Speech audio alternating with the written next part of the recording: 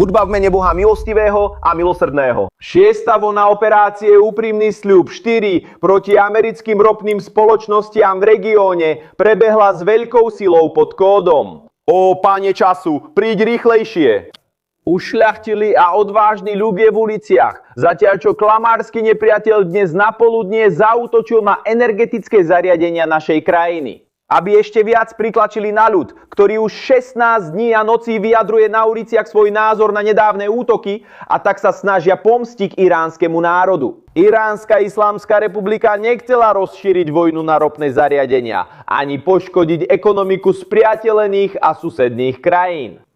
Avšak po nepriateľskom útoku na energetickú infraštruktúru sme vstúpili do novej fázy vojny. Nutnosť brániť iránsku infraštruktúru nás prinútila zaútočiť na energetické zariadenia spojené s USA a ich akcionármi.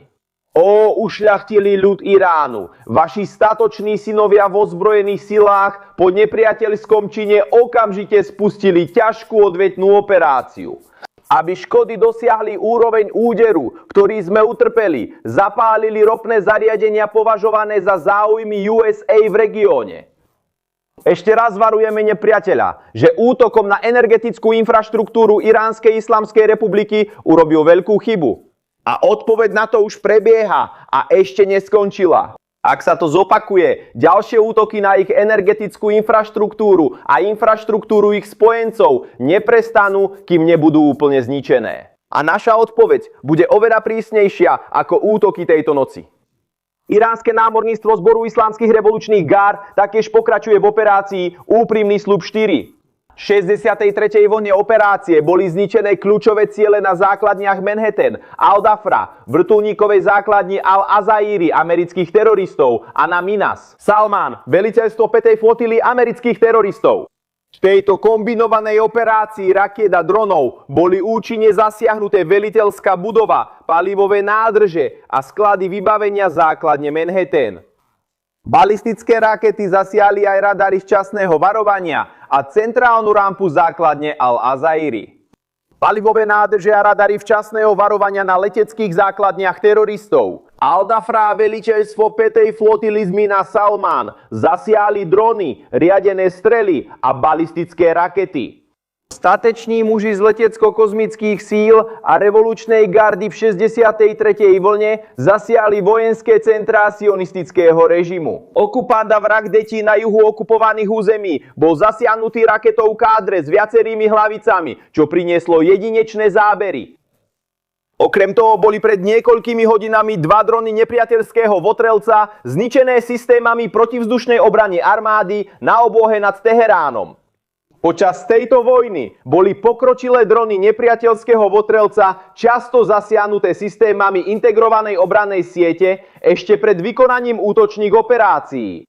Iránske ozbrojené sily pokračujú v silných útokoch a obranách. Víťazstvo prichádza len od Allaha, všemohúceho a múdreho.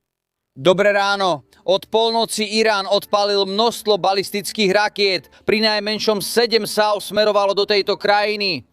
Záchytné strely preleteli oblohou krajiny a zostrelili strely. V noci však došlo k viacerým dopadom a zahynuli najmenej 4 ľudia. Na jednom mieste na západnom brehu boli zabité 3 palestínske ženy a niekoľko ďalších bolo zranených. Jeden pracovník v centre Izraela zomrel v dôsledku zvyškov fragmentačnej munície. Pozrite sa na časť západného brehu, kde boli tieto ženy v salóne počas útoku. Hovorca izraelskej armády sa vyjadril k systémom protivzdušnej obrany, ktoré zneškodňujú tieto strely. Máme jedny z najlepších systémov protivzdušnej obrany na svete, čo je dokázané, no nie sú dokonalé. Naše systémy zachytávajú trieštivé rakety, ktoré sú vojnovým zločinom, ak ich teroristický režim mierí na obývané oblasti. Oproti bežnej rakete sa líši iba rozptylom.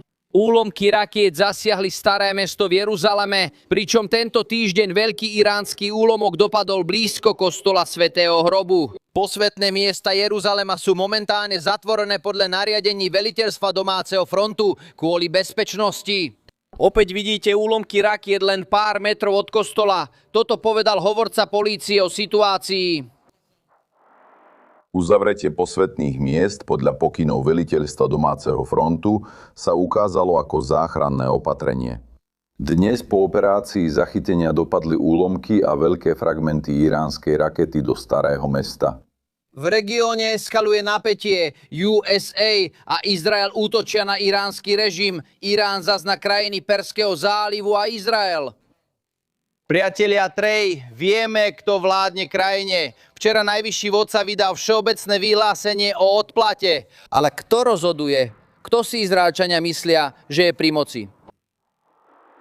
To je dobrá otázka. Nevieme, kto riadi Irán. Ani nemáme dôkazy o živote Mostafu Karima, najvyššieho vodcu Iránu. Minulú noc mal cez štátne médiá vyzvať na pomstu za smrť Aliho Larajaniho, hlavného predstaviteľa, ktorý bol zabitý asi pred 48 hodinami. Vidíme spoločné úsilie Izraelčanov a Američanov odstrániť zvyšok vedenia, nielen Larajaniho. Včera sme citovali iránskeho ministra spravodajstva a významného veliteľa Basidžu. Očakávame pokračovanie útokov. Iránci stále nahrádzajú lídrov a útočia na rôzne miesta Blízkeho východu. Trej, včera sme robili rozhovor so ženou pôvodom z Iránu. Hovorila o ľuďoch, ktorí sú ešte nažive, aj o tých, ktorí boli odstránení. A povedala nám, Podľa nej to počúva od priateľov a rodiny v Iráne. Vraj nový vodca možno prišiel o nohu pri výbuchu. Je silno utlmený, takže ešte ani nevie, že je vodca a možno sa nachádza v Rusku. Objavili sa správy, že pre neho možno prišli lietadlá z Moskvy a tam sa zotavuje. Počuli ste o tom? Nepočul som, nemôžem potvrdiť, ale vieme, že sú vážne pochybnosti, kto riadi Irán počas tejto vojny. Musíme sledovať situáciu, pretože Irán stále môže útočiť raketami a dronmi na Izrael a krajiny Perského zálivu. Pred pár dňami mi vysoký izraelský vojenský predstaviteľ povedal, že odpaľovanie balistických raket na Izrael potrvá ešte niekoľko týždňov. Toto má od konca ešte ďaleko. Irán včera útokom na energetickú infraštruktúru v Perskom zálive ukázal, že je ochotný eskalovať konflikt a zasiahnuť krajiny, ktoré naň predtým neútočili. Trej, princ Saudskej Arábie Farham povedal, zvyšky dôvery, ktoré existovali, boli úplne zničené. Útoky na moju krajinu a na mojich susedov, ktorí nie sú zapojení do tohto konfliktu, len na tom mi záleží. Využijeme všetky nástroje, ktoré máme, politické, ekonomické, diplomatické a iné, na zastavenie týchto útokov. Myslíte si, že by sme mohli vidieť, ako Saudská Arábia prejde do útoku? Áno, nielen Saudská Arábia. Viaceré krajiny v Perskom zálive, a Lukas o tom povie viac, robia vážne rozhodnutia o tom, či sa priamo zapoja proti Iránu. To, čo sme videli včera, útok na zariadenie Haslafam v Katare, bol naozaj najväčšou eskaláciou tohto konfliktu doteraz. Toto je najväčší svetový producent skvapalneného zemného plynu. A včera bolo terčom balistických rakiet. Záchranári v Katare pred 8 hodinami oznámili, že zvládli 2 z 3 miestnych požiarov. Táto eskalácia spôsobí dominový efekt na globálne energetické trhy, čo je aj dôvod, prečo prezident Trump včera pridal príspevok na Truth Social. Izrael zo zúrivosti nad udalosťami na Blízkom východe násilne zaútočil na plynové pole South Pars v Iráne. Toto bol útok, ktorý viedol k odvete Iránu. Vidíme rýchlu eskaláciu na Blízkom východe, čo spochybňuje možnosti ukončenia konfliktu. A ako Trump a ďalší zabezpečia, aby Irán zastavil útoky na krajiny v Perskom zálive? A čo energetická infraštruktúra, ktorú nevyužíva len Izrael, ale celý svet?